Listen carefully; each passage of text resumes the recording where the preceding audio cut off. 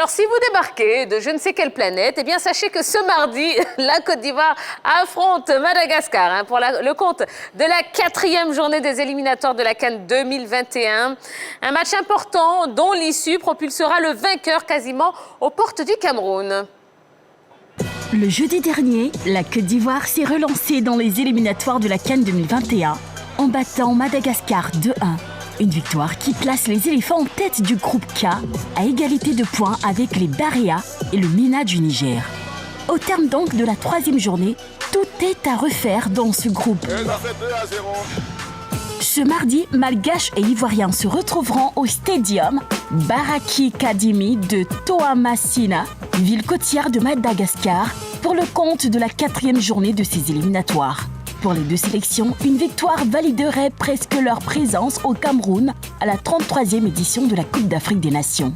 Une défaite mettrait l'équipe vaincue en difficulté, car le Niger, qui compte également 6 points, est en position idéale pour doubler les éléphants et les Baréas.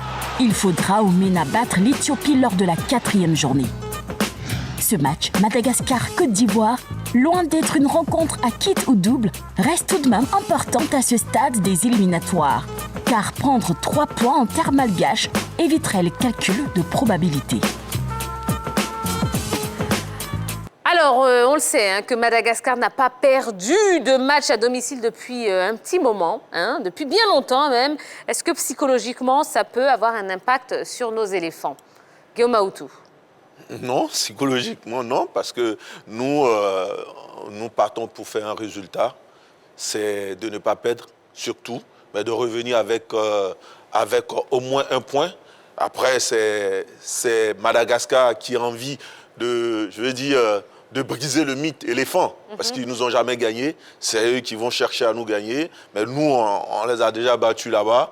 Donc, c'est vrai que la dernière confrontation, je crois, s'est terminée par un 0-0. Mais là, nous, on est parti pour la gagne, on est parti pour prendre des points, pour nous rapprocher du Cameroun, comme vous l'avez dit tout à l'heure. Donc, je ne pense pas que ça puisse...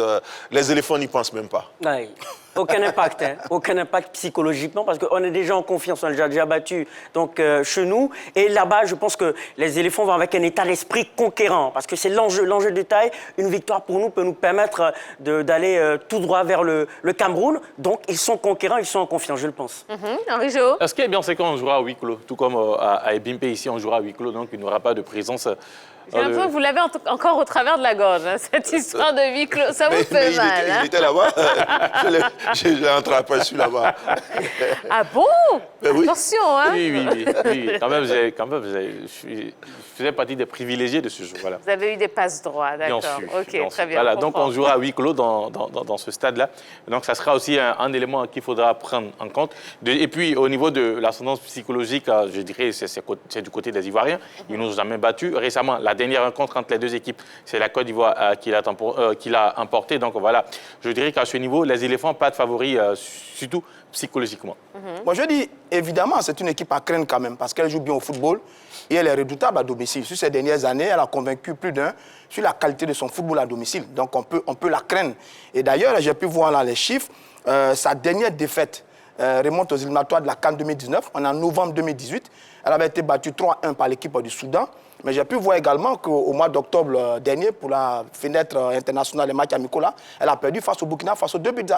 Donc c'est une équipe qui est jouable et qu'on peut battre sur son terrain. Donc c'est possible. Mais en même temps, ça peut être également une source de motivation pour les éléphants de Côte d'Ivoire. Et puis bon, on en a vu quand même. On a brisé quelques mythes comme ça depuis sur le continent. Nigeria, Égypte, Cameroun, Ghana et tout le reste. Et donc, ils ne nous ont jamais battus. Depuis 2008, qu'on joue contre cette équipe de Madagascar, elle ne nous a jamais battus. Donc l'ascendance psychologique, c'est nous. On va aller là-bas jouer en patron. Et vous savez que quand les éléphants ont une ascendance psychologique sur un pays, le pays souffre. Burkina, Mali, Togo, Bénin, allez leur poser la question. Ils n'arrivent jamais à nous battre parce que, bon, psychologiquement, on est plus fort qu'eux. Et puis, en termes d'effectifs, en termes de joueurs, je pense qu'on n'a vraiment rien envié à cette équipe de Madagascar. C'est vrai que ça va être un déplacement difficile parce que ce sont les deux leaders de la poule. C'est un match capital qui va être déterminant pour la suite de ces éliminatoires dans cette poule. Mais je pense que le coup est jouable pour les éléphants de Côte d'Ivoire qui ont un mental de fer et qui sont capables de faire un très bon déplacement. Alors, juste une petite rectification. Madagascar, Burkina, c'était pas à Madagascar, hein, ça s'est joué au Maroc. Ah, Voilà. tant mieux. C'est pas à Tamatave qu'ils ont joué? Donc, ce n'était pas une défaite à domicile. Bon, d'accord. Donc, vous voyez, ça fait que depuis novembre 2018, ils sont invaincus sur leur pelouse et ils nous ont envoyé à Tamatave un bon petit stade qu'ils maîtrisent bien. Bon, ben, ça va être un match difficile, mais comme je dis, c'est jouable pour les éléphants de Côte d'Ivoire. Tu peux être rassuré, les éléphants ont fait, ils ont fait la reconnaissance de la pelouse, ils sont satisfaits de la qualité. Et je pense que les poulains de Patrice Baumel sont prêts pour la bataille de demain. Il n'aura pas de pluie aussi, donc voilà. Oh, on espère bien. On espère bien. C'est une pelouse synthétique de toutes les façons. D'accord. Alors, arrivé à Madagascar, hein, Patrice Baumel et ses joueurs se sont exprimés sur le long voyage et la rencontre de ce mardi.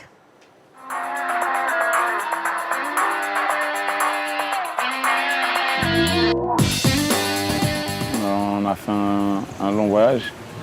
C'est pas facile pour tout le monde de récupérer plus facilement. On essaie d'être dans les meilleures conditions, d'essayer on va dire, de récupérer assez vite. On a été très très bien accueillis ici, avec un environnement, un cadre magnifique. Maintenant, voilà, on sait ce qu'on est venu faire ici. On sait que ça va être difficile petit à petit de se remettre en jambes, mais je pense que dès que le match il va arriver, je pense qu'on aura une autre mentalité. Mais pour l'instant, on essaie de récupérer et de ce long voyage. Et puis j'espère vraiment qu'on pourra repartir d'ici avec un bon résultat. Nous sommes là pour continuer le travail déjà entamé. L'état d'esprit est excellent, le moral est très bon. C'est vrai que nous avons perdu 4 joueurs sur le match aller, mais je valorise toujours le groupe et c'est le groupe qui va faire la différence. Ce n'est pas les individualités. C'est sûr qu'il nous manque pas mal de joueurs, mais le groupe est solide. À nous lorsqu'il manque 1 ou 2 ou 3 ou 4 joueurs, il y a 4 joueurs qui rentrent et qui doivent faire le job. À nous de le faire pour rentrer de Madagascar avec un résultat positif, pour avancer dans ces éliminatoires et espérer se qualifier rapidement. Ça ne sera pas un match facile parce qu'on a fait une victoire chez nous. Et c'est sûr qu'ici, ils vont essayer de pousser pour pouvoir au moins gagner le match. Mais c'est à nous d'être prêts, c'est à nous d'être, comme le disent les Anglais, ready. Donc on va se préparer mentalement pour ce match. Parce que ça sera un match vraiment physique. Et je pense que nous avons toutes les qualités ici pour pouvoir atteindre ces objectifs. C'est une équipe redoutable, surtout à domicile. C'est une équipe qui a l'habitude de jouer ensemble. Ils jouent ensemble depuis plus de 4 ans. Un coach qui a ses idées aussi depuis un certain nombre d'années. Il connaît très bien ses joueurs. Donc c'est vrai que ce n'est pas une équipe facile à jouer. On le voit, toutes les équipes, de nombreuses équipes se sont cassées le nez face aux Malgaches. À nous de faire le job, à nous d'être solidaires, d'avoir un esprit d'équipe rude à toute épreuve, prêt à défier cette équipe de Madagascar sur ses terres. J'espère vraiment qu'on repartira ici avec une avancée sur la qualification.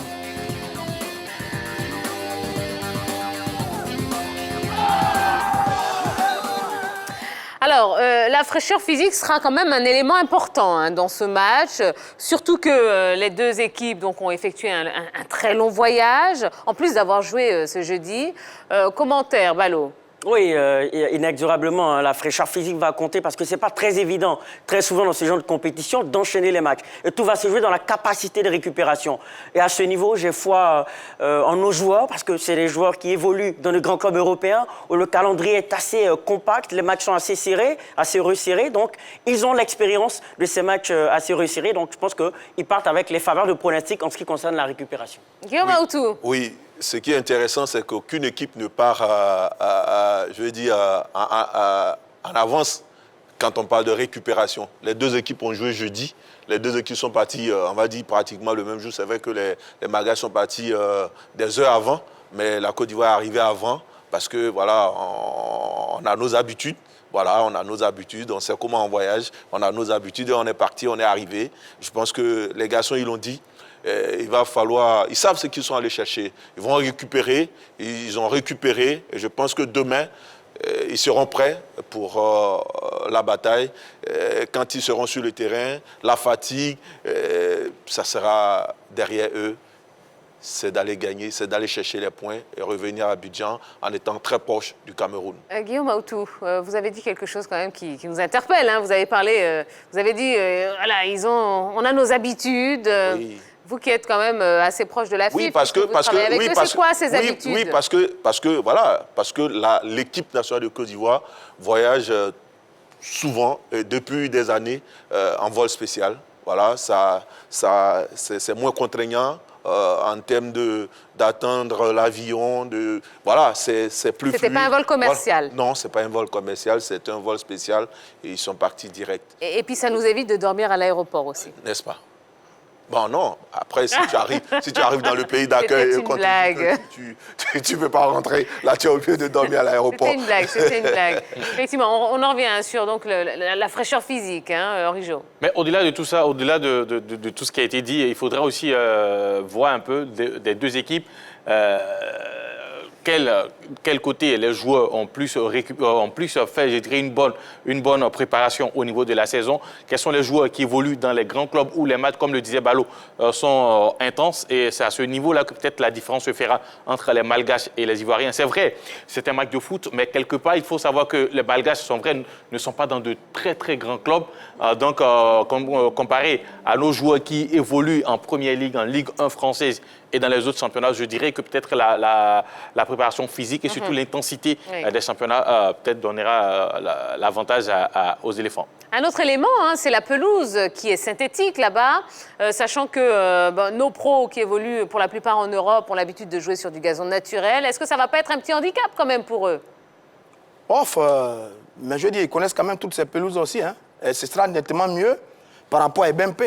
Parce qu'à Ebempe, on a souffert énormément sur le fameux match. On a vu les éléphants en difficulté dans certains contrôles de ballon, notamment Pépé et Gervino, qui n'ont pas pu finir certaines actions. On a vu de mauvaises relances du côté des Bempé. C'est vrai que la pelouse synthétique est un peu différente de la pelouse naturelle, mais bon, nos joueurs sont des professionnels. C'est vrai que ça va être un léger handicap, mais je pense que le coup est jouable, connaissant la technique de nos garçons, connaissant leur capacité à manier le ballon, notamment les Gradel, les Pépé et autres. Bon, je pense qu'ils pourront s'en sortir, mais c'est vrai qu'il y a un léger piège dedans. Mais bon, ce sont aussi les réalités du haut niveau, du professionnalisme. C'est à eux de s'adapter. Il y a eu de la reconnaissance. Et je rappelle d'ailleurs que sur la récupération, dès leur arrivée, je pense qu'il y a eu une séance de décrassage au bord de la mer pour permettre à nos garçons de récupérer, plus que de contact avec la pelouse. Je pense qu'il y a eu de s'acclimater rapidement pour déjouer tous les petits pièges liés à la pelouse, liés à l'environnement, liés à l'atmosphère, liés au climat, pour pouvoir faire un bon match face à cette équipe de Madagascar. Mais c'est tout ça réuni qui fait le professionnalisme dans le domaine du football. Allez, l'ancien attaquant des éléphants de Côte d'Ivoire, Ahmed Ouattara, se prononce sur ce match. Écoutons-le. Nous sommes pratiquement à une victoire de la qualification. Et puis, chaque joueur a sa façon de préparer les matchs. Moi, personnellement, c'est quand je donne le coup d'envoi que tout le stress est parti. Mais avant, c'est vrai que tu cogites, tu te dis, bon, est-ce qu'on va faire un grand match? Comment ça va se passer? Est-ce que j'ai affaire à un défenseur? Moi, quand je préparais un match aussi important de qualif de Coupe d'Afrique, je me disais, aujourd'hui, celui qui va jouer contre moi, il faut qu'il soit prêt. Est-ce qu'il est bon? Quels sont ses atouts? Son bon jeu de tête? Et qu'est-ce qu'il faut faire? Une heure avant un match, tu te dis, ça passe ou ça casse. Je suis à pratiquement 3 points d'une qualification. Je suis venu pour ça. Je dois me battre pour mon pays. On joue en terre hostile, on va dire ça comme ça. Donc on fait un saut quand même aussi dans l'inconnu avec l'attitude et tout ça. Donc il faut tuer le match dès les premières minutes. Et quand tu as ça en tant qu'attaquant en tête, dès que tu rentres la première occasion que tu glaces tout un stade. C'est en cela que tu te dis, le match il est véritablement lancé. Bon, alors, Ahmed Ouattara, réaction par rapport à ce qu'il a dit. Quand on écoute ce qu'il dit, ça montre un peu l'importance de ce que Baumel a fait quand il est arrivé à la tête de l'équipe nationale. C'est-à-dire rappeler les cadres, ceux qui étaient là, quand même quelques joueurs qui étaient là en 2015, pour quand même permettre à ces jeunes joueurs de pouvoir avoir de l'expérience, de pouvoir connaître un peu les réalités. Parce que quand Ahmed Ouattara lui dit comme cela, s'il était par exemple à côté de l'équipe nationale, il allait aller vers les attaquants. Voilà un peu comment moi je préparais les matchs. Voilà un peu comment j'abordais les matchs avec tel mental pour pouvoir essayer de dominer mon adversaire. Et ça, c'est l'importance du travail qu'a fait Baumel dès sa nomination à la tête des éléphants en rappelant Gervinho, en rappelant Sérédier. Et je pense que cela peut être profitable pour l'équipe nationale. Guillaume Aoutou? Oui, je ne veux pas commenter les choix de Baumel. Je dis que déjà, il y a eu le match aller. Ce n'est pas le premier match. Donc, je pense que les éléphants, ils ont une idée. Ils savent à qui ils ont affaire en allant à Madagascar. Ils connaissent les joueurs, ils se connaissent déjà, ils se sont déjà, mesurés le 12 novembre dernier, chacun dans son compartiment de jeu, et sait à qui il a affaire, demain. Donc, là où je suis d'accord avec lui, c'est-à-dire que là, on va, c'est pour défendre le pays, c'est pour défendre les couleurs nationales. On va vraiment à fond. Il faut aller avec tous les arguments possibles, de sorte que quand on sort du match, on n'ait pas à avoir de regrets, n'est-ce pas? Il faut aller, il faut être déterminé, il faut être solidaire. On va à un combat, on va entre griffes à une guerre. Il faut qu'on gagne. C'est vrai que si on perd ou si on ne gagne pas, ce ne sera pas la fin du monde. Mais au sortir du match, il ne faudrait pas qu'on dise, oui, si on avait fait ça, si. Voilà, non. On a tout donné, mais ça n'a pas marché. Voilà. Et je pense que les éléphants, à ce stade de la compétition, ils sont prêts. Ils sont prêts. C'est tout ce qu'on espère. Ahmed Ouattara n'est pas le seul à s'être prononcé sur cette rencontre. Abdoulaye Traoré dit Ben Badi, ancien international et champion d'Afrique 1992, réagit également. Et puis aussi concernant l'apport de Gervinho dans le jeu des éléphants. Écoutons-le. Je crois que les joueurs, à cet instant du match, je crois qu'ils restent concentrés. Tout dépendra aussi du message que l'entraîneur va leur passer, parce qu'il est important aussi que l'entraîneur soit un bon psychologue pour galvaniser sa troupe. Et au vu du match aller, sans vous mentir, moi je n'ai aucune crainte. J'ai vu des joueurs quand même qui se sont battus. Donc le match retour, je crois qu'il suffit simplement de ne pas se mettre la pression. Parce que vous savez que même quel que soit le niveau des matchs que tu as en Europe, mais la sélection, c'est tout un état d'esprit. C'est tout un état d'esprit. C'est pour ça qu'il y a certains joueurs qui jouent bien en Europe et qui ont du mal à décoller en sélection. Mais je peux leur dire de ne pas se mettre la pression et surtout de jouer décontracté. Et comme on le dit, un pour tous, tous pour un. Et je sais que c'est des jeunes qui ont l'envie de bien faire. Donc il suffit de rester concentré pour gagner ce match retour. Il faut jouer son jeu naturel. Tout en s'appuyant surtout sur le collectif. Parce que c'est ensemble qu'on gagne un match et ensemble qu'on peut faire des exploits. Donc pour moi, il faut surtout être collectif, jouer tout ça. Il faut qu'il y ait un bloc et on sente qu'ils ont envie de gagner le match. C'est de ça qu'il s'agit et je crois que sur ce plan, je ne doute pas. Mais il faut quand même surtout avoir du respect pour l'adversaire, quelles que soient les situations du match. Et je sais qu'on aura gain de cause. Je crois que Gervinho, il a plus de 20 ans. Hein. Il fait ce qu'il peut. Mais je crois qu'il a été pour moi moyen au match aller. Il gagnerait plus à être plus collectif parce que c'est important aussi d'avoir une bonne vitesse mais de s'appuyer sur ses coéquipiers. Alors, il a dit beaucoup de choses, Ben Badi. Pour lui, aucun doute, les éléphants partent pour gagner. Mais c'est de ça qu'il s'agit. Il n'y a pas d'autre mot que la gagne par rapport à ce match. Et quand deux monuments des éléphants ont parlé comme ça à Boulatre, à Ahmed Ouattara, je ne sais pas qu'est-ce qu'on peut dire d'autre, mais il y a un mot qui revient sur les deux, c'est l'état d'esprit. L'état d'esprit à trois niveaux. D'abord, la détermination personnelle. Je dis, chaque joueur doit prendre ce match-là comme une finale, une bataille personnelle, une affaire personnelle pour faire un bon résultat, pour avoir un très bon comportement et confirmer toute la confiance placée en lui. Ensuite, il y a l'esprit d'équipe. On ne gagne pas seul, on gagne en groupe. Abdoulaye Traoré l'a dit, c'est le groupe qui va gagner. Il faut qu'il y ait un sens du sacrifice chez chaque joueur, du gardien jusqu'à l'avant-centre. J'ai envie de dire de Bowo jusqu'à l'heure. Tout le monde doit se sentir dans le jeu, dans la bataille, dans la récupération, dans la guerre, pour pouvoir conduire les éléphants à la victoire. Et puis le dernier élément, c'est le discours de l'entraîneur. Alors, le dernier match, la première mi-temps était très mauvaise. Hein? Et à la mi-temps, la première période était très mauvaise. Et à la pause, l'entraîneur dit, je dis à mes garçons, ben, messieurs, lâchez-vous, faites le job. Et puis la seconde période, les 10 premières minutes de la seconde période sont exceptionnelles. On plante les 2 buts. Le but de Gervinho, qui est un but de rage et de détermination. Et puis le splendide but derrière de Haller, qui est un but qui est une pure beauté. Donc le discours de l'entraîneur à la pause a fait la différence. Les éléphants sont revenus requinqués, motivés. Ils ont marché sur les Malgaches pendant 15 bonnes minutes avant de relâcher vers la fin. Et donc, la qualité du discours de l'entraîneur va faire la différence et on espère bien, comme il a fait à la pause du match face à Madagascar pour la première manche, on espère que Baumel trouvera le très bon discours pour motiver les garçons par rapport à ce match. Ouais, ici, là, il a aussi évoqué la notion de concentration. C'est très important. Lorsqu'on reste sur une victoire, ne pas dormir sur ses lauriers, rester concentré. Et aussi, il a évoqué le poids de la responsabilité en ce qui concerne l'équipe nationale. C'est très important parce que faut dire qu'on est avec une nouvelle génération de jeunes joueurs qui montent. Donc, c'est très important de se départir de cette pression-là, cette pression nationale, pour aller de l'avant et pour pouvoir gagner les matchs. Guillaume Aoutou. Oui, effectivement, pour revenir à ce que Roger Stéphane a dit et ce que Abdoulaye Traoré a dit, la solidarité, le collectif. J'ai eu la chance d'être au bord du terrain. Je peux vous assurer que c'est un groupe. Ils forment un groupe déjà depuis. Et ce groupe, je l'ai senti parce que il y a 2 faits qui m'ont vraiment marqué.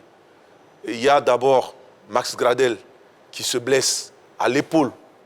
Se blesse à l'épaule droite vers la fin du match. Et il va se faire strapper. Ses coéquipiers qui sont sur le banc lui disent « Écoute, Max, laisse ça, ça ne va rien te faire. Mais vraiment, serre tes dents et va, parce que c'est presque fini. Il faut être costaud, il faut être costaud. » Derrière, il n'y avait plus de remplacement. Donc, il fallait être costaud. Et il a laissé, il est parti. Et puis après, il y a le jeune Calpi. Ce n'était pas prévu qu'il rentre. Mais Maxwell, quand il se blesse, Calpi, il rentre. Tout le monde, allez Calpi, allez Calpi. Et quand il fait une action, oui, c'est bien Calpi. Non. Il y a une véritable cohésion de groupe. Cohésion dans le groupe. Ouais. Il y a une solidarité, il y a une envie d'aller chercher quelque chose. Ils savent ce que ça représente, jouer une CAN. Ils savent. Et ces garçons-là, et comme il a dit, l'entraîneur, c'est pas parce que en première mi-temps, ils étaient crispés. Non pas parce que l'entraîneur n'a pas eu le mot pour leur dire qu'il faut se lâcher, mais parce qu'eux-mêmes, ils étaient crispés. On l'a senti dans leur façon d'évoluer. Et à Pépé qui n'était pas capable d'aller en 1 contre 1, on lui disait va, attaque-le, prends-le. Mais ils hésitaient. Ouais. Attends, à un moment donné, le coach, il dit mais attends, on joue à 2 à l'heure. Mais non, il voulait que ce gamin mette du rythme. Après, effectivement, à la mi-temps, il a peut-être su trouver les mots qu'il fallait pour les galvaniser à nouveau, pour leur dire ben, écoutez, là, c'est pas la mer à boire, allez-y, vous pouvez gagner. Alors, quand je vous écoute, Guillaume Aoutou, moi j'ai tendance à être rassuré quand même par rapport à l'état d'esprit qui règne au sein de l'équipe des éléphants de Côte d'Ivoire. Bien sûr, je pense qu'il y a un bon état d'esprit. Et lors de sa conférence de presse, Patrice Baumel, où il a donné sa liste face à cette double confrontation, il avait dit qu'il sentait un poids au niveau des joueurs ivoiriens et que c'est à lui maintenant de donner ce discours-là. Et il leur disait de se départir de ce poids-là afin de jouer aisément, sans difficulté. Et on l'a vu, c'est vrai, peut-être avec une première partie difficile face à Madagascar, mais on rappelle aussi qu'il a plu. Donc peut-être les nerfs n'étaient pas encore, ou voilà, les jambes n'étaient pas encore bien dégourdies. Donc il a fallu attendre la deuxième mi-temps pour permettre à ces joueurs de pouvoir. Oui, parce qu'effectivement, on a pris entre 18 et 20 minutes de retard. Bien sûr. Parce qu'il a plu. Bon, voilà. Dites-le. C'était un peu difficile au début. C'était difficile. Voilà. Il a plu. Il fallait écouter aussi au moment où on devait commencer, il y a une partie du filet qui était décrochée. Il fallait refaire tout ça. Et voilà, il fallait. Donc l'échauffement, on va dire l'échauffement C'est-à-dire que la rage de l'échauffement était déjà partie. Il fallait trouver un second souffle. Et je pense que les 45 premières minutes ont servi à ça. Et la deuxième période... on a vu une belle équipe. Avec le filet, on aurait dû profiter pour tourner un peu le gazon aussi. Non, le gazon était tendu. Hein, c'était tendu, mais je veux dire que c'est la qualité de la pelouse qui pose problème. Ouais. D'accord, très bien. Allez, on va marquer une nouvelle pause, hein, oui, dans l'émission. Ne bougez surtout pas, on va se retrouver dans quelques instants. Toujours en compagnie de notre invité Guillaume Aoutou, qui nous fait part vraiment de son expertise et de son œil averti. Vraiment, ça nous fait plaisir. On va continuer à parler de cette rencontre Madagascar-Côte d'Ivoire avec des éléphants un petit peu amoindris. Et puis, on parlera du système Baumel aussi, oui, sans oublier tous les résultats des matchs du jour. Vous avez vu, hein, on est en direct jusqu'à 22h. On a encore beaucoup de choses à vous proposer. Donc, ne bougez pas, on se retrouve dans un instant. Allez, troisième et dernière période de ce numéro de la Grande Team. J'espère que vous passez un bon moment. On est en direct jusqu'à 22h et encore pas mal de choses à vous proposer. Mais avant cela, je vous rappelle qu'il y a un très très beau plateau spécial demain à partir de 12h15. Oui, l'avant-match de cette rencontre Madagascar-Côte d'Ivoire. Vous aurez droit à des analyses sur ce match. Et puis dans la soirée, eh bien, nos experts vont débriefer cette rencontre dans la Grande Team à partir de 20h30. Et ce n'est pas tout. Vous savez qu'on vous donne la chance, oui, de pouvoir pronostiquer sur le match et de gagner un maillot officiel des éléphants de Côte d'Ivoire. Il faudra tout simplement aller sur notre page Facebook, la page Facebook officielle, oui, la 3, pour nous laisser un pronostic en commentaire. Et puis ensuite, vous devez inviter vos amis à liker votre commentaire. Et pour terminer, eh bien, il suffira tout simplement de partager la publication.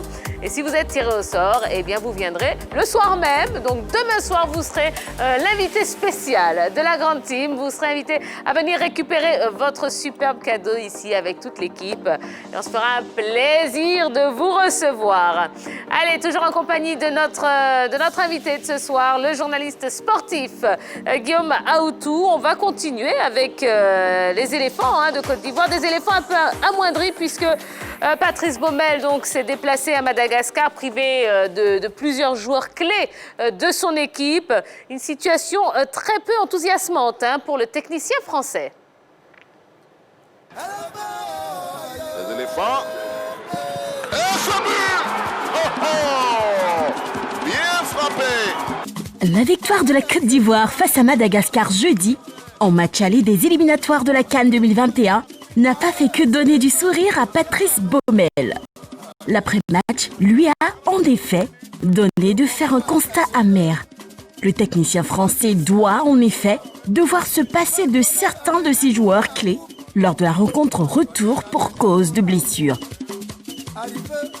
Jonathan Kodjia, sorti sur civière après une chute sur le bras droit suite à un duel, souffre d'une luxation de l'épaule. Maxwell Cornet et Gervinho, eux, souffrent de douleurs à la cuisse. Les trois hommes sont donc forfaits pour le déplacement à Toamasina. L'incertitude règne également autour de la participation de Max-Alain Gradel à cette rencontre. Touché à l'épaule, il a néanmoins effectué les déplacements à Madagascar. Cette série de blessures aura-t-elle des conséquences sur la rencontre demain ? Bon, alors les éléphants sont à Madagascar, sans Maxwell Cornet, sans Gervinho, sans Jonathan Kodjia, sans Eric Bailly aussi. Quel impact, toutes ces absences peuvent avoir sur ces joueurs? Oui, je note que ce sont de très bons joueurs. Des joueurs capables de faire la différence à tout moment d'un match de football. Mais on l'a dit et répété, aujourd'hui, il ne s'agit pas d'individualité. Il s'agit d'un collectif, d'un groupe qui doit être plus fort pour aller chercher un résultat. Oui, c'est vrai, c'est vrai, mais Kodjia est sorti. Mais s'il est malgache, je suis sûr que s'il savait, ils n'allaient pas blesser Kodjia. Ils allaient laisser Kodjia parce que, au change, ce qu'Alain est venu montrer, je pense que c'était costaud. Mais non, je veux dire qu'aujourd'hui, c'est vrai, il est trop tôt de peut-être mettre Sébastien Haller à un certain niveau. Mais je veux dire que dans l'impact, c'est un garçon qui a montré qu'il avait du coffre qu'il pouvait tenir la trajet haute dans cette défense, à cette défense de Malagasy. Oui, c'est comme ça, on peut les appeler aussi. Et puis, c'est vrai, Gervinho, il ne sera pas là. Niali ne sera pas là. Mais derrière, il y a Ouattara Kalpi, il y a Lago Junior. Je pense qu'il faut faire confiance à ceux qui seront là. Il faut faire confiance au groupe. Il faut faire confiance aux 22 qui sont partis en mission. Une mission commando et commandée pour la Côte d'Ivoire. On est bien d'accord, mais ce sont quand même des potentiels titulaires, tous ces absents. Bien sûr, Forcément. notamment Gervinho. Il y aura quand même un manque. On ne peut pas le nier, ça, monsieur Aoudou. Je l'ai dit, c'est vrai, c'est des joueurs de qualité. Ce sont des joueurs qui sont capables de faire la différence à tout moment dans un match de foot. Mais on ne doit pas perdre de vue. Moi, je dis, il faut faire confiance à ceux qui sont là aujourd'hui. Et tout le monde l'a dit, tous ceux qui ont été interrogés l'ont dit. C'est en groupe, c'est en étant solidaire, c'est en étant collectif qu'on peut revenir de Matmassina ou de Madagascar avec un bon résultat. C'est mieux aussi. Tamatave en français. Voilà. Henri Jo. Alors, c'est vrai, on manquera de l'explosivité de Gervinho sur le front de l'attaque. Parce que déjà, on sait que Wilfried Zaha n'a pas pu venir. On sait que Jérémy Boga, c'est vrai, qui devait faire son retour, n'a pas pu venir. Nicolas Pepe, depuis qu'il est arrivé avec les éléphants, on ne sent pas trop le Pepe de Lille ou peut-être le Pepe souvent d'Arsenal.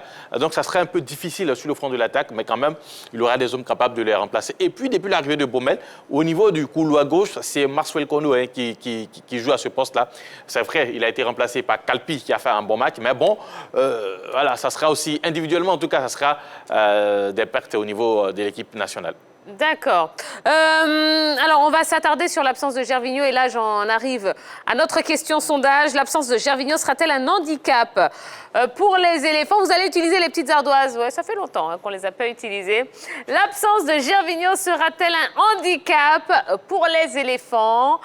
Eh bien dites-moi ce que vous en pensez. Allez, on lève les ardoises. Alors, tout le monde me dit non, sauf Balo qui dit oui. Alors, on vous écoute, Balo. Oui, un handicap incroyable parce que, faut dire que lors de ce match-là, on a une équipe de Madagascar qui avait une capacité de regroupement quand même exceptionnelle. Une équipe qui se regroupait vite, qui laissait peu d'espace aux éléphants, alors que Gervinho a ce profil de vitesse-là. Il a cette capacité d'élimination en 1 contre 1. Donc, face à une équipe qui sait dresser un mur, il va nous manquer une perceuse. Incontestablement. Donc Gervinho pourrait faire office de cette perceuse-là, essayer de provoquer, d'aller dans un 1 contre 1, faire office de sa vitesse pour lutter contre un éventuel rapide regroupement de cette équipe de Madagascar. C'est la raison pour laquelle, pour moi, ce serait un handicap. Non, je le dis dans l'idée qu'on peut le remplacer, on peut trouver des joueurs pour le remplacer. Parce que c'est ça le plus important aujourd'hui. Le plus important, c'est de voir qui peut suppléer l'absence de Gervinho. Il a été très bon face à l'équipe, face au premier match ici, à Ebempe face au Malgache. Il a provoqué dans son couloir comme il sait le faire d'habitude. Et puis il a mis ce but-là qui a débloqué la situation, qui a emmené derrière toute l'envie des éléphants de Côte d'Ivoire pour faire un bon résultat. En plus, c'est un ancien qui a une bonne expérience, qui connaît bien ce genre de match difficile-là. C'est d'ailleurs le plus ancien des éléphants dans ce groupe-là, donc il connaît un peu ce genre de match, ce genre de rencontre difficile en terre étrangère face à une équipe difficile à manœuvrer. Donc, il va nous manquer peut-être sur ça. Mais je dis non parce que, bon, j'estime que dans le groupe, il y a des garçons qui sont capables de le remplacer. Sur les premiers matchs, face à la Belgique pour les matchs amicaux, il n'avait pas joué. Je crois que c'était Pepe et Zaha qui avaient joué. Et puis après, il a fait son entrée sur le deuxième match face au Japon, je crois. Et donc, oui, on peut trouver maintenant une solution pour lui parce que quand même, n'oublions pas que Gervinho est un peu vers la fin. Donc, c'est peut-être maintenant qu'il faut procéder à trouver un remplaçant à ce formidable joueur. Donc, je dis oui, il a été bon, mais dans le groupe, il y a des joueurs qui peuvent le remplacer, lesquels, bon, on aura le temps d'en parler, mais j'estime qu'il oui, y a encore... parlons-en maintenant à l'équipe pour le remplacer. Bon, alors, sur ça, le jeune Lago Junior peut peut-être s'essayer un peu. Lui aussi, il est un peu on va faire un tour de table, donc rapidement. Les ailes, ou alors, on peut peut-être repositionner Gradel aussi dans le couloir, parce que lui, il a joué au milieu la dernière fois, mais il a marché sur les pieds des garçons dans le couloir. On peut le ramener s'il récupère de sa blessure. Donc, je pense que Gradel et Lago Junior peuvent peut-être remplacer valablement Gervinho dans le couloir. Henri Jo. Peut-être, moi, je vais dire comme cela, Fofana Datro, David. Voilà, le joueur de l'AFAD qui a été appelé, pourquoi pas l'essayer? Parce que c'est vrai, on dirait qu'il est tout jeune, mais bon, il faut prendre des décisions quand même. Hein. Voilà. Donc, moi, je vois Pour un match aussi important, je ne sais pas. Hein. Bien sûr, bien sûr. Il peut. Attends, il est insouciant, il est jeune, et il peut apporter cette explosivité-là dont Gervinho a le secret sur le front de la. Mais il manque trop d'expérience pour ce match-là. Non, mais voilà, il faut prendre des décisions. Il faut bien que ça commence quelque part aussi. Allez, Guillaume Aoutou, rapidement. Qui pour le remplacer? C'est Lago Junior. Oui. Poste pour poste, avec l'effectif qu'il y a, je pense que c'est Lago Junior. Le joueur de Mallorca, il a déjà montré dans le championnat espagnol qu'il est capable de jouer à ce poste-là. Et on peut demander au FC Barcelone, ils en savent quelque chose. Au Real Madrid. Real Madrid également. Je pense que Lago Junior, pour moi, il a cette capacité-là de venir aussi défendre. C'est ça. Parce que, comme je l'ai dit, à Madagascar, c'est de ça qu'il sera question. Il faudrait, c'est vrai, quand on va perdre le ballon, il faudrait revenir défendre. Et dans ce registre-là, Gervinho n'est pas un bon défenseur. Et dans ce registre-là, je pense que c'est pour ça que je dis que ça ne sera pas un handicap. C'est vrai, Gervinho, Stéphane l'a dit, pour son explosivité, pour son expérience, pour sa capacité à transpercer les murs. Quand il est en grande forme, en bonne forme, il peut nous manquer, mais je dis, sur ce match-là, on n'aura pas besoin forcément de Gervinho. D'accord, rapidement, Ballot. Lago Junior, parce que lui, il se rapproche un peu plus du profil de Gervinho, surtout dans la provocation, dans le 1 contre 1, dans les feintes de corps. C'est un gabarit moyen qui a de la vitesse sur ses jambes, sur ses appuis. Donc, il peut être un bon remplaçant, d'autant plus que c'est un bon buteur également. Hein. Il a marqué un magnifique but en Liga qui a fait le tour du monde. Donc, efficacité, provocation, il peut donc suppléer Gervinho. D'accord, très bien. Allez, on va maintenant parler du système Baumel. Oui, Patrice Baumel, on le sait, hein, il a longtemps travaillé aux côtés d'Hervé Renard. Si certains lui reprochent de vouloir faire comme celui avec qui il a gagné la CAN avec la Zambie et la Côte d'Ivoire, eh bien l'actuel sélectionneur des éléphants, lui, pense le contraire. Alors, quel est le système Baumel ? Jeudi dernier, à Ebimpe, l'on a assisté aux premières foulées des éléphants au stade Alassane Ouattara. Au premier but de la Côte d'Ivoire, dans cette enceinte nouvelle et à la première victoire sous l'ère Patrice Baumel. Au-delà des 3 points, relançons les débats dans le groupe K, dominé jusque-là par Madagascar. La curiosité des observateurs résidait dans le choix tactique adopté par Patrice Baumel. Contrairement aux 2 sorties en amical face à la Belgique et au Japon, le technicien français a troqué le très décrié 3-4-3 avec un 4-3-3. Cette nouvelle disposition a laissé entrevoir moins de densité dans la zone de construction de l'adversaire et peu de soutien pour le porteur de balle en phase offensive. Quelle que soit l'alternative du sélectionneur, l'animation demeure le nœud et l'état d'esprit le déclic. De difficultés réglées en partie avec l'entrée de Sébastien Haller, plus alerte, qui a libéré ses partenaires, bien plus agressifs et plus collectifs qu'en première période. Le plus important, c'était ces 3 points, ces 3 fameux points à domicile. J'ai trouvé des intentions très bonnes en deuxième mi-temps. Début de deuxième mi-temps, on a récupéré des ballons, on a joué de l'avant, qui nous a permis de marquer 2 buts. Le résultat, 2 buts en 10 minutes qui ont mis les éléphants sur orbite. Par contre, contrairement au 3-4-3 qui demande des efforts supplémentaires aux latéraux, le 4-3-3 en demande aux ailiers. Leur relâchement dans les tâches défensives a pesé sur la défense obligée de concéder un but par faute de constance dans la pugnacité. Libre de tout marquage. Attention! Et le 2-1. Incroyable vrai. Les éléphants sans victoire dans un 3-4-3 qui offre de la densité ont ouvert leur compteur de succès sous Baumel en 4-3-3, une disposition comme lui avait conseillé la direction technique nationale le 4 juin dernier. Dans tous les cas, l'ex-adjoint d'Hervé Renard a démontré qu'il avait plus d'un système dans son sac. Dans la posture de leader du groupe K, l'on est bien curieux de savoir duquel il disposera à Madagascar mardi pour confirmer la victoire des Bembe et lancer son aventure d'affranchi chez les éléphants. Bon, alors, sur ces 3 matchs, la tête des éléphants, Patrice Baumel vous a-t-il convaincu tactiquement parlant? Ballot? Non. En tout cas, je ne suis pas un partisan de la défense à 3. Parce qu'il faut dire que l'une des faiblesses pendant longtemps de l'équipe nationale de Côte d'Ivoire, ça reste la défense. Et c'est pas très rassurant de jouer avec 3 défenseurs. Quand on sait que derrière, ça libère les espaces, ça demande plus d'efforts aux défenseurs. Donc, c'est pas prudent. Je ne suis pas pour une défense à 3. D'accord. Oui, mais sauf que le 12 novembre dernier, on a joué en 4-3-3, pas une défense à 3. Voilà. Après, tout est dans l'animation. On ne va pas réinventer l'eau chaude. Hein. L'eau chaude, c'est l'eau chaude. On ne va pas réinventer. Tout est dans l'animation. Tant que ça se passe bien, on va dire que le système il est bon, mais quand ça ne se passe pas bien, on va à la chose. Mais la Côte d'Ivoire, régulièrement, a souvent joué en 4-3-3. Je pense que la dernière fois, ça s'est bien passé. Le problème aujourd'hui, c'est celui qui va donner cette dernière balle, qui va faire la différence, qui va d'une passe transpercer, je veux dire, le rideau défensif adverse pour mettre les attaquants, les joueurs en pointe sur orbite. C'est ça qui nous manque aujourd'hui. On n'a pas encore trouvé ce joueur-là capable d'envoyer. Quand il fait son appel, sa course, il faut tout de suite lui mettre le ballon dans les pieds. Ou bien quand Ale, ou bien Jonathan Kodja, il fait son appel, il faut envoyer le ballon. Ça nous manque. Et je pense qu'aujourd'hui, moi, le résultat du 12 novembre est à mettre à l'actif de l'entraîneur. Tant qu'il va gagner, moi, je n'ai pas de souci avec ça. Quel que soit le système qu'il va élaborer, il faut qu'on gagne. Il faut qu'on prenne les 3 points. Si on prend les 3 points, moi, ça m'arrange. D'accord. Henri Jo.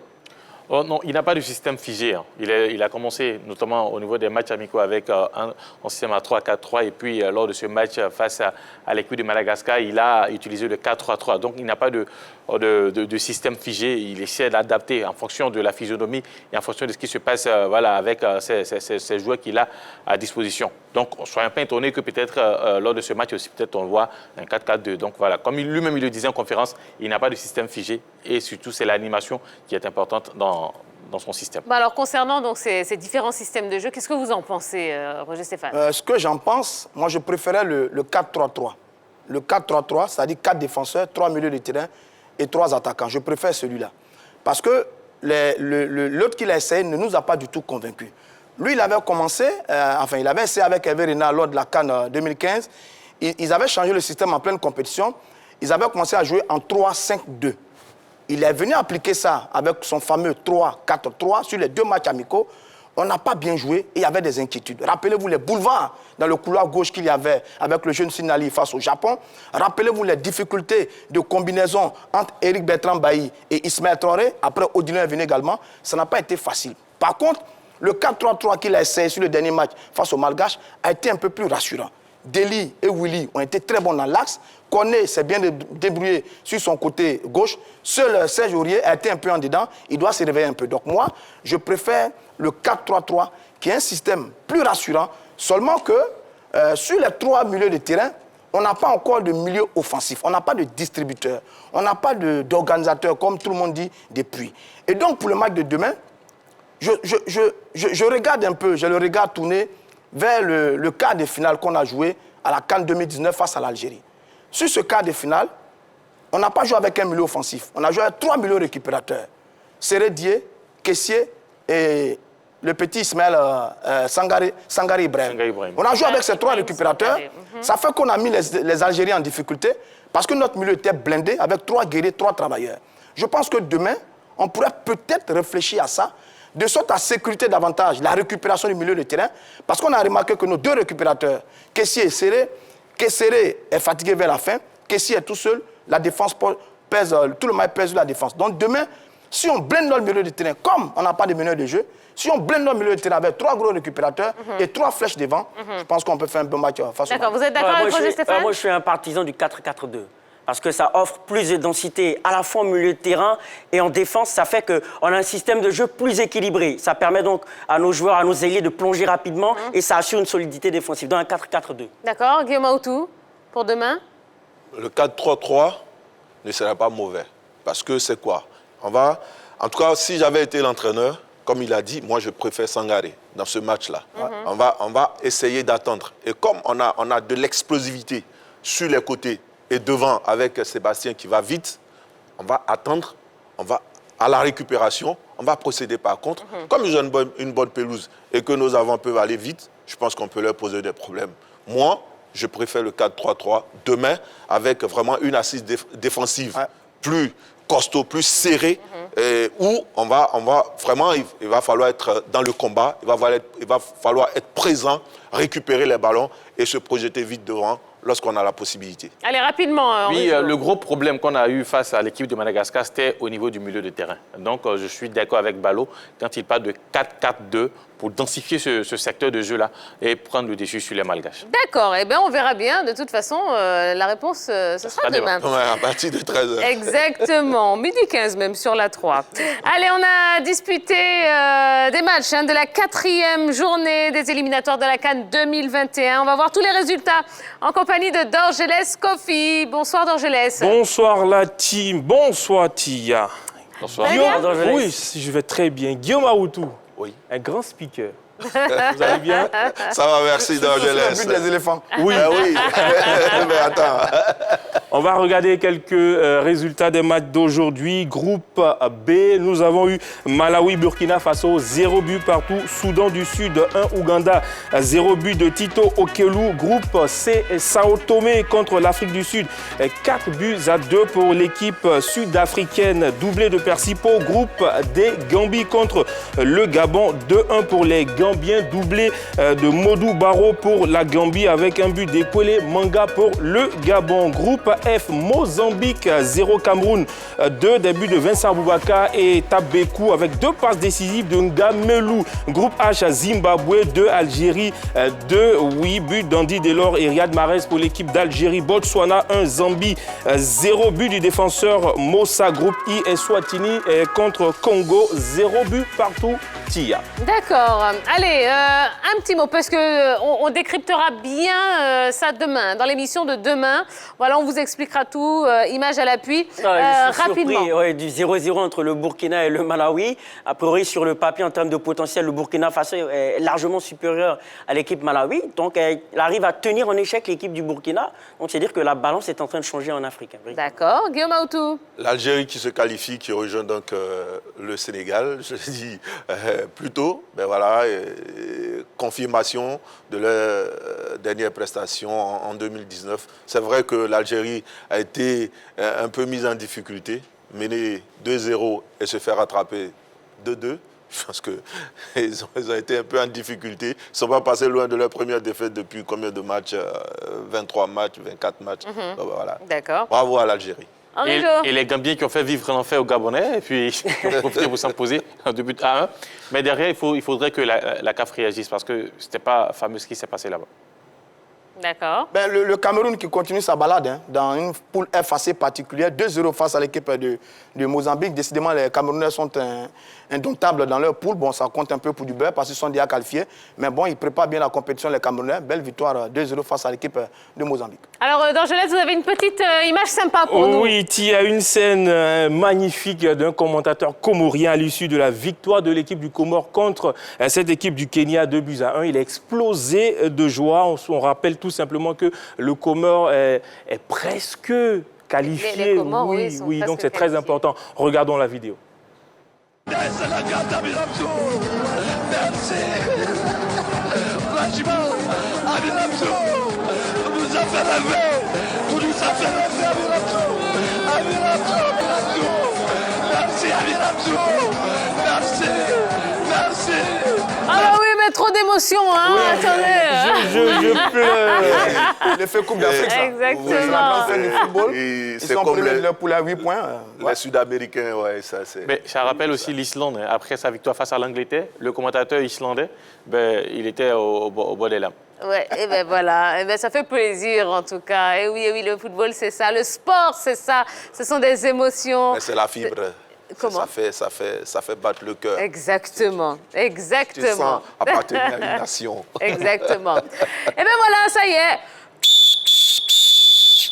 C'est déjà la fin de ce premier numéro de la semaine de la Grande Team. Merci en tout cas d'être aussi nombreux à nous suivre. Merci à notre invité, Guillaume Aoutou. Bon, allez, on remet ça. Oui. On remet ça quand? Bientôt, hein? Ben, ça dépend de la Grande Team. En tout cas, ce sera avec grand plaisir. Merci en tout cas. On a passé un super moment. Merci à vous. Merci la team. On va se retrouver demain. On va se reposer, oui, parce que demain, il y a de très belles choses qui vous attendent sur la 3 à partir de 12h15. Ouais, je vais y arriver.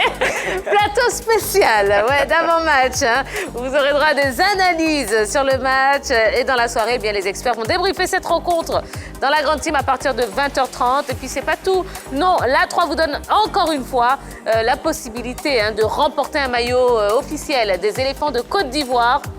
Pour ce faire, il faudra aller sur notre page Facebook officielle, donc la 3, pour nous laisser un pronostic en commentaire. Ensuite, vous devrez inviter vos amis à liker votre commentaire. Et pour terminer, il faudra partager la publication. Et si vous êtes le gagnant, eh bien, vous serez invité à venir récupérer votre maillot demain soir à partir de 20h30 sur le plateau de la grande team. Et bien voilà, allez, reposez-vous bien, reprenez des forces pour demain et soyez prudents surtout. Allez, à demain, même heure, même endroit, à 20h30 sur la 3. Bisous, bisous. Bye bye.